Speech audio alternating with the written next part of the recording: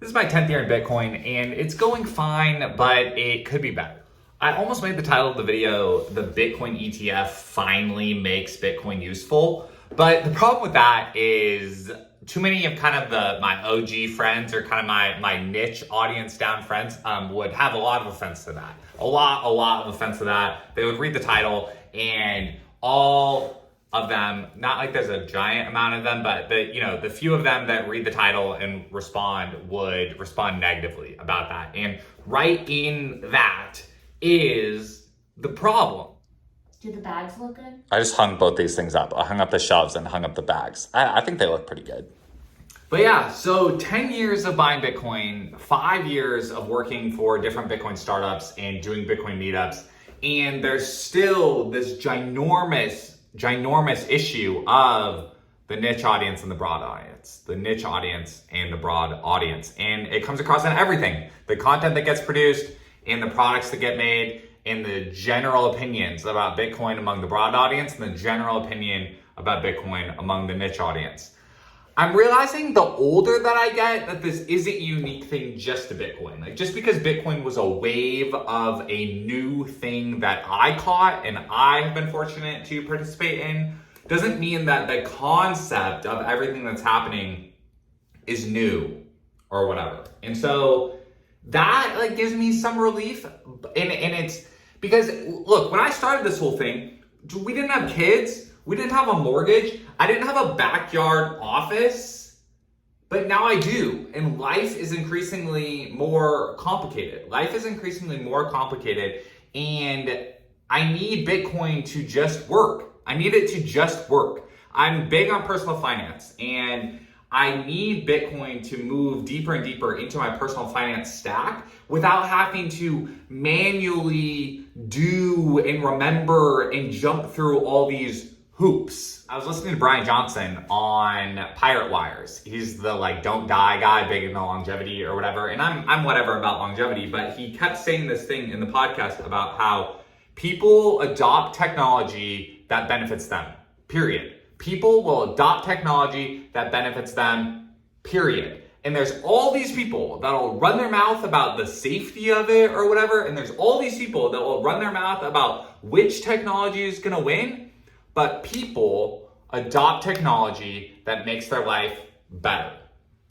And it's sobering that there's some people that have adopted Bitcoin, but there hasn't still been this killer moment where Bitcoin takes off and every single person in the world uses it.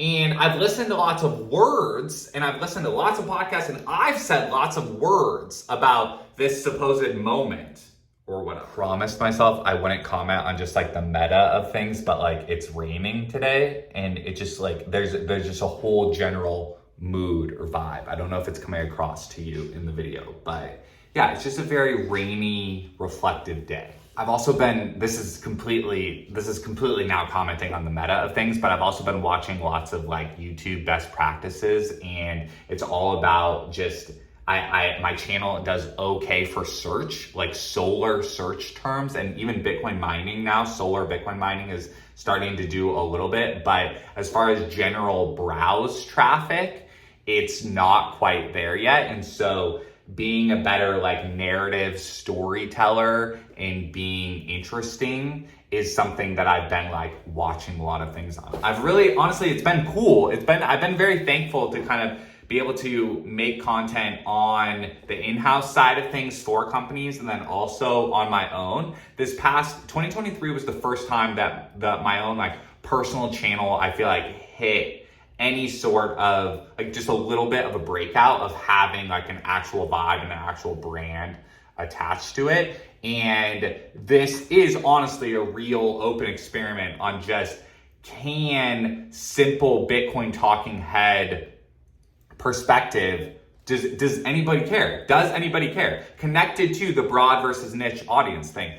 Is anyone interested in just the straight up nuts and bolts of Bitcoin adoption and kind of talking about how the products are working and how it's getting into people's hands?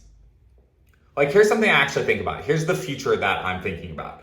My kids, like I have kids now. Imagine a world, like currently, what do you do for work? A company is defined by the American legal system as what a company is, and then they pay you via US dollars via the ACH network. And your agreement with the company is written with PDF DocuSign, right? Okay, that's what physically being employed is. Imagine a future where we have programmable money and the word company is no longer defined by government. Imagine signing a software agreement that sends Bitcoin from the entity to the individual with nothing else in the middle. That, like, I retitled the channel this year, Work From Homestead, because I'm trying to cover Bitcoin, solar, work from home, and homesteading, which is a bunch of jumbling things that, again, back to the YouTube advice thing, like, well, like, who knows if that'll work out or whatever. But truly, like, right here, think about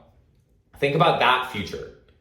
Kids of today being able to work straight up for programmable money from anywhere in the world without middlemen taking parts of it. That is cool. That's cool. And I think that's still here. That's still a vibe, and that's still here. Even with the ETF. Like the ETF, if people in these types of accounts are going to buy Bitcoin through this, like the ETF is a type of layer 2. It's a centralized layer 2.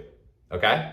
There's going to be a bunch of other Bitcoin layer 2s. Like what's very interesting here, like in this 10th year, like conversations around Lightning, like hard conversations around Lightning are like really starting to happen, okay? And so there's so much to cover. There's so much to cover of just Bitcoin getting into like the medium weeds, like introducing a broad audience to the medium weeds.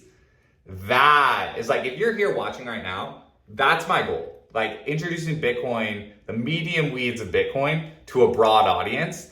And that's super hard. Like that's super hard. Again, like I said, I've tried to do that in-house at places. I've tried to do this on my own channel before, and that's hard. So, but that story of thinking about kids today being able to work for programmable money, and all of the apps of today, the Bitcoin ETF, like in all of the Bitcoin apps, Coinbase, Cash App, Fold App, Strike App, all of the Bitcoin apps of today are bridges to that. Like we use the word bridge a lot, but like truly, like they are bridges to that world.